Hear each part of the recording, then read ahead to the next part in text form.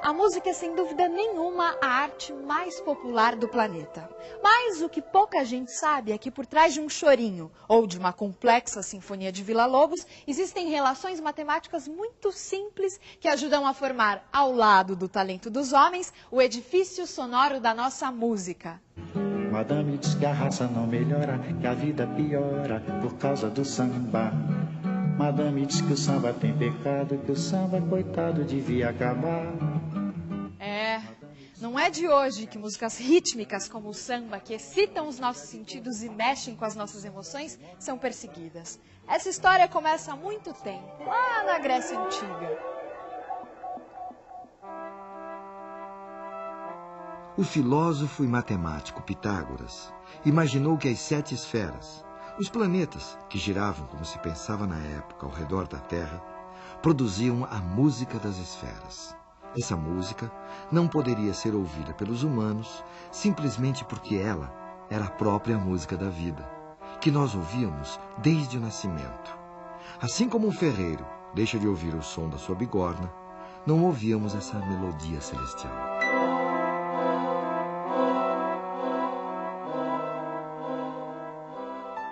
Um outro filósofo grego, Platão, tomou 2 séculos depois a música das esferas como modelo ideal do cosmos e também da vida em sociedade. Para ele, a música pode funcionar tanto como elemento de harmonia como de destruição, dependendo do gênero musical. Em primeiro lugar, estão as músicas que ajudam o cidadão a encontrar o equilíbrio, a elevação, aproximando-os dos deuses. É a música produzida pela lira, pela cítara.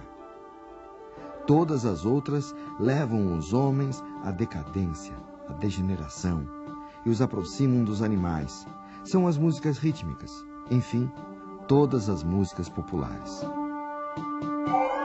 A descoberta das relações matemáticas entre os sons nos explicam que notas ou intervalos são esses que reconhecemos como ruídos. Todo som é, na verdade, uma onda sonora que se propaga no ar em uma determinada frequência, uma pulsação. Dá uma olhada.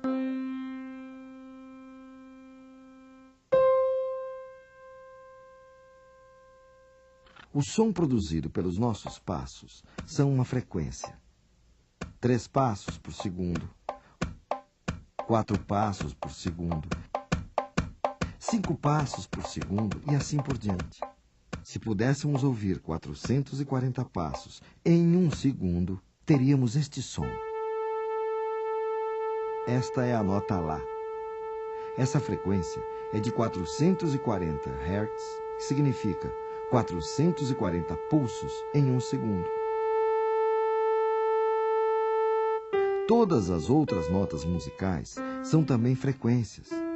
Quando tocamos 2 desses sons juntos, estamos, na verdade, combinando frequências distintas. Neste caso, temos 2 notas Dó, uma mais grave e outra mais aguda. Vamos reduzir as frequências igualmente de maneira que possamos ouvir as pulsações como passos. Para cada passo deste Dó, 2 passos deste outro. Portanto, uma mesma nota, mais grave e mais aguda, tem uma relação matemática de 1:2. Se combinarmos o Dó com um Sol, teremos isso. Para cada 2 passos do Dó, 3 do Sol. A combinação de um Dó com um Fá gera a fração de 3/4. Esses são os intervalos mais agradáveis ao ouvido humano. São formados por frações simples. 1/2, 2/3, 3/4. Agora, veja só esta combinação. Um Fá com um Si.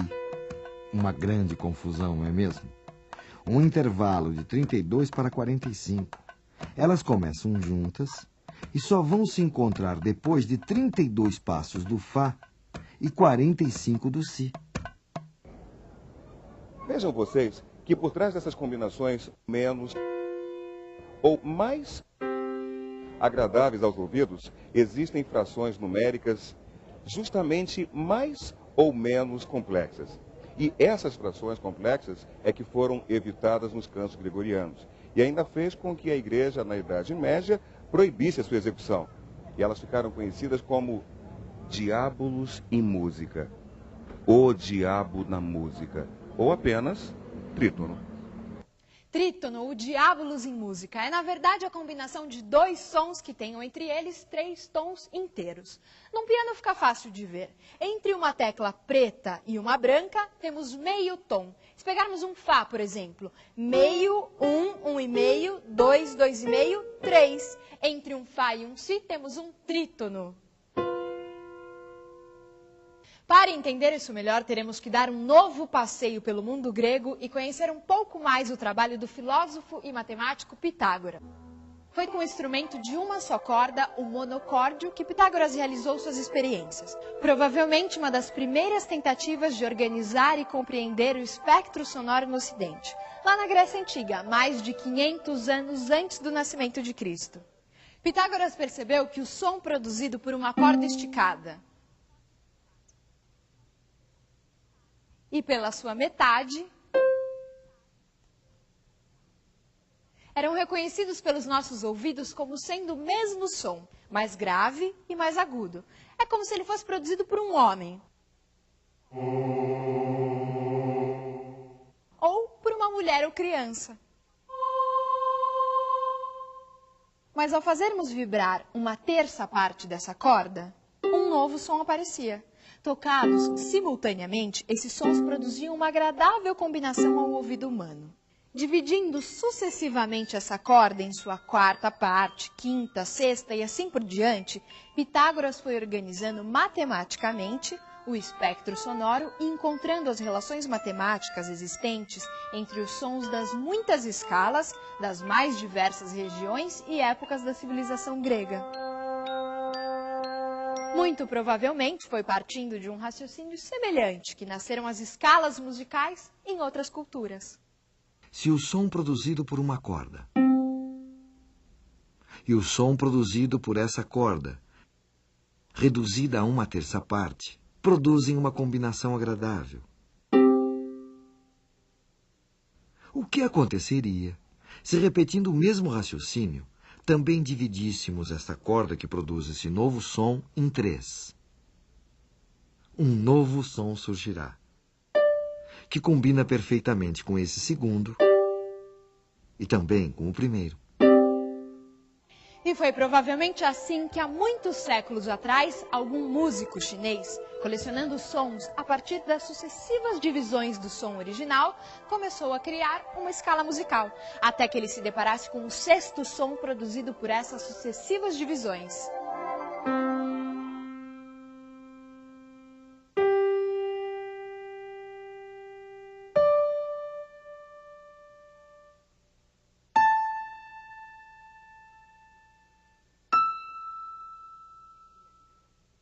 Pela primeira vez, nessa experiência, um som não combinava com o som original.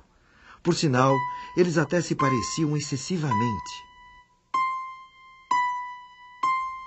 O que fez com que o nosso chinês imaginário desse por concluído o trabalho e criasse uma escala com apenas os 5 primeiros sons. Uma escala pentatônica. Nessa escala, todos os sons combinam entre si. Para experimentar isso, qualquer um de nós pode se sentar à frente de um piano e tocar somente as teclas pretas, que formam uma dessas escalas pentatônicas.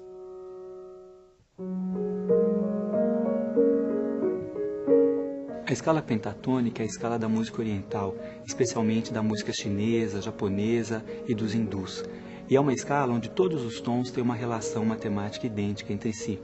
E isso provoca um sentimento de harmonia, de igualdade, que é um sentimento também da civilização chinesa, da arte chinesa como um todo.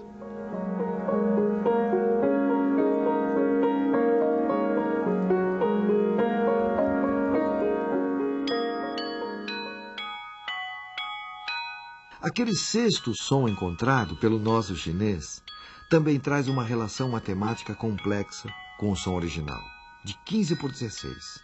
Além do que, 15 por 16 é quase 16 por 16, ou seja, 1, o som original. Pela extrema semelhança e pela complexidade existente na relação desses sons, ele foi afastado do universo sonoro chinês. Foi justamente a incorporação dessas combinações de sons que incomodavam o ouvido que deram vida à música tonal, imortalizada pelo compositor Johann Sebastian Bach. Bach certamente percebeu que se o trítono estabelecia a relação mais complexa entre os sons de uma escala, ao escorregarmos esses sons para os que estivessem imediatamente ao lado, ou seja, Fá para Mi e Si para Dó, sairíamos da dissonância para a consonância, do ruído para o prazer, da tensão para o repouso.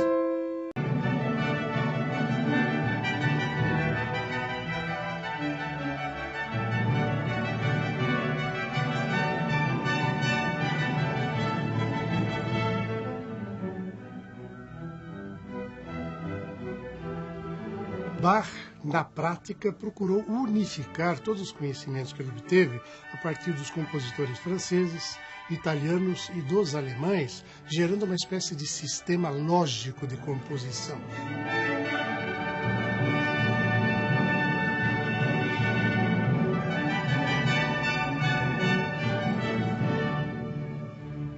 Usando principalmente a questão do trítono, que era chamado de o diabo na música, né? Porque ele gerava instabilidade no discurso musical, incentivava as emoções profundas, o que os religiosos da época principalmente abominavam.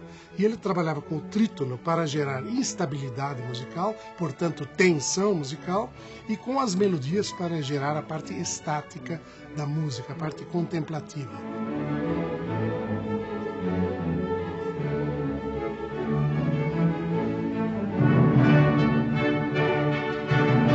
Ele conseguiu realizar o sonho de todos os compositores de todos os tempos, encaminhar a música para uma organicidade tal que em nosso tempo Villa-Lobos viria a dizer que ele não havia apenas produzido a melhor música de um país ou de um tempo, mas ele havia descoberto os segredos da linguagem universal, cósmica da música. A música mexe com as pessoas, não resta dúvida. Pode despertar alegria, tristeza, comover, excitar. Mas muito antes da música existir, existe a sua matéria-prima. Os sons, no seu estado mais puro, servem ao compositor, assim como a paleta de tintas pode servir ao artista plástico.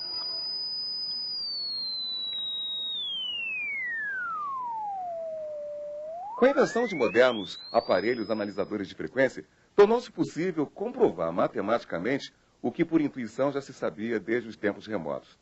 O ouvido humano percebe os sons e transmite ao cérebro informações que serão processadas e entendidas. O som captado pelo ouvido humano ganha sentido quando ele chega no cérebro. O que a gente chama de som é resultado de oscilações muito rápidas que acontecem no ar que está em volta da gente, né? Essas oscilações se dão na forma de compressão e rarefação do ar, ou seja, as moléculas do ar se comprimem e se rarefazem muito rapidamente, e o ouvido capta esse movimento. Quando ele se movimenta para frente, ele cria uma zona de compressão do ar. Quando ele se movimenta para trás, ele cria uma zona de rarefação do ar. Então aqui a gente teria uma representação dessas zonas de compressão, rarefação, que a gente pode representar como uma onda que vai se propagando. Quando ela está positiva, ela representa a compressão. Quando ela está negativa, ela representa a rarefação do ar. As notas musicais, na verdade, são variações da frequência de oscilação. Por natureza, os sons podem ser curtos ou longos, graves ou agudos, fortes ou fracos, e podem ser facilmente reconhecidos por sua fonte sonora. Um Um som traz dentro de si todas essas informações, simultaneamente.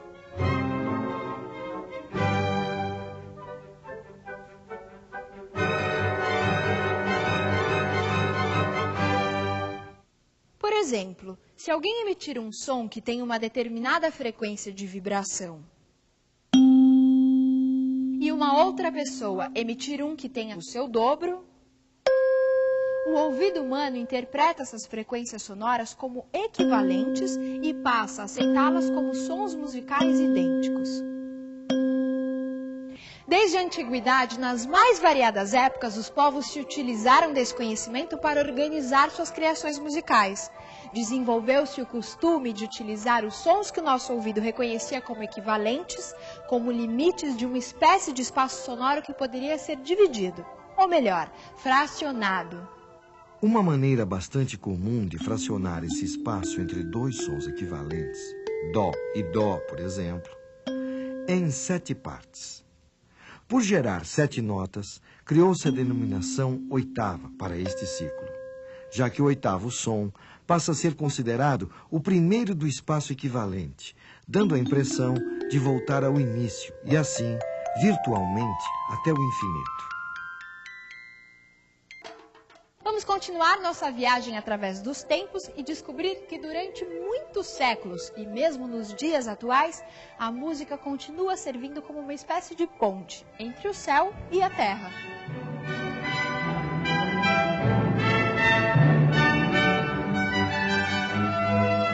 E quando a gente ouve a música do Bach, a gente sente um teor religioso muito forte, de elevação espiritual mesmo, assim, né?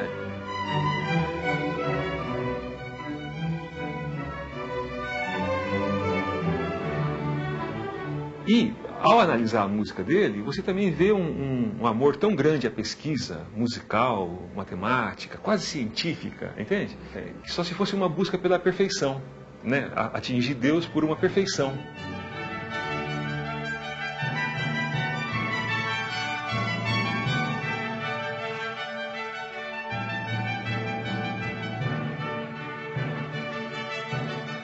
Na época do Bach, estava sendo definido o que depois ficou sendo conhecido como o período tonal da música. A partir do Bach, a dimensão do acorde, que são notas tocadas ao mesmo tempo, né, começou a fazer sentido. Então, o Bach já escreve pensando assim e também pensando do jeito antigo. Ele mistura as duas coisas, né?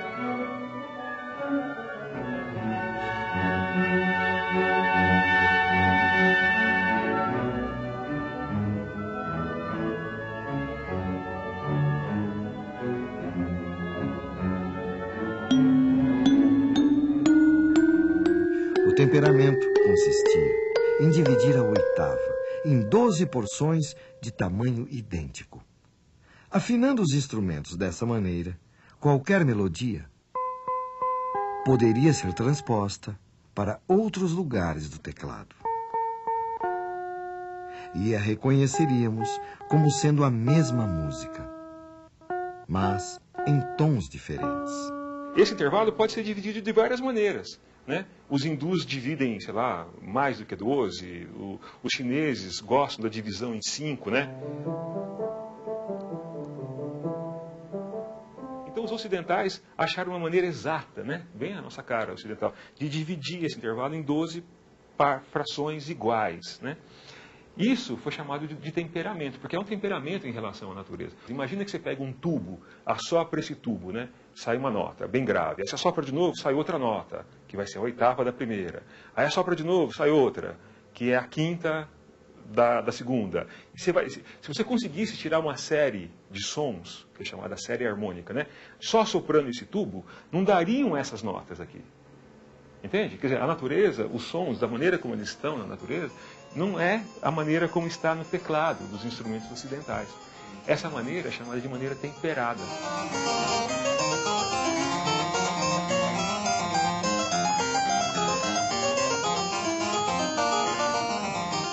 Então, essa música que foi consolidada, porque os caras vinham pesquisando há muitos anos, né? Nessa época, é depois a música que se torna regra.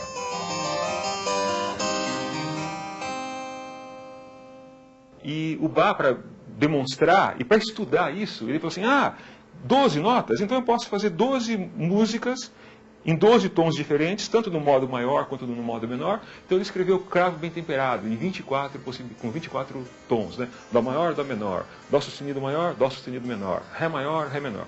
E depois escreveu de novo um outro volume com mais 24, quer dizer, 48 peças. Quer dizer, ele estava estudando, entendeu? Assim, eu vejo o Bach, não só eu que vejo, né? Muita gente vê como um grande pesquisador da linguagem musical, dos aspectos musicais e matemáticos da linguagem, né?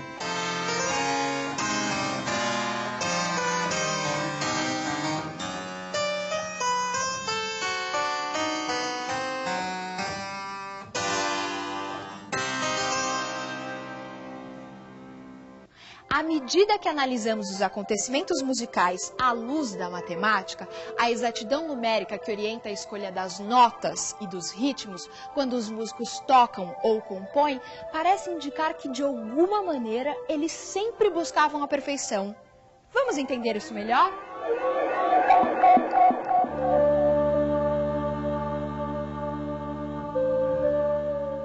O filósofo e matemático Pitágoras realizou a primeira experiência registrada na história da ciência.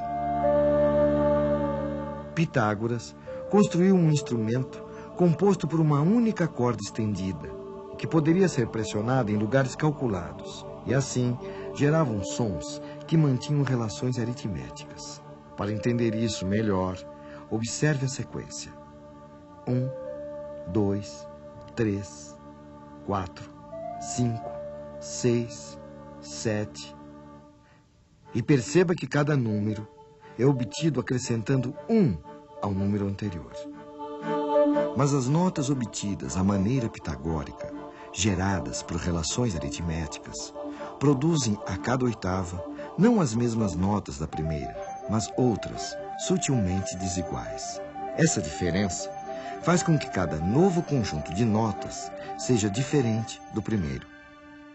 Se pensarmos em um esquema para representar esse fenômeno sonoro, as escalas pitagóricas geram não um círculo, mas sim uma espiral de notas.